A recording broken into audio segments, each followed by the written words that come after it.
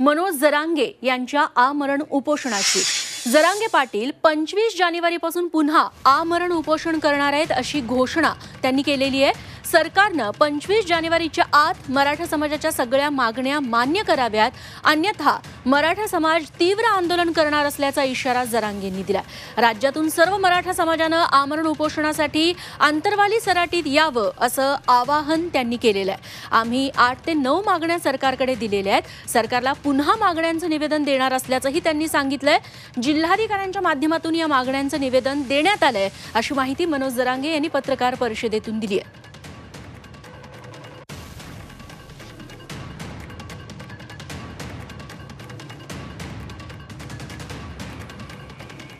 कर्मचारी मराठा असेल, शिक्षक असतील, डॉक्टर असतील, वकील असतील, उद्योजक असतील, व्यावसायिक असतील, कंपन्यांमध्ये कामाला असतील, कर्मचारी पोर असतील, तिथं कंपन्यात नोकऱ्याला असतील, शेतकरी मराठा असेल, मजूर मराठा असेल, या सगळ्या मराठ्यांनी 25 जानेवारी 2025ला अंतरवाली गाठायची।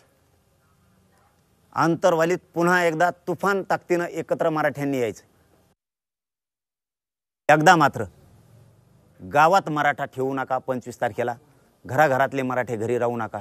25 जानेवारीला सगळे राज्यातले कानाकोपऱ्यातले माझे मायबाप मराठे लेकरा बाळासह अंतरवालीत या।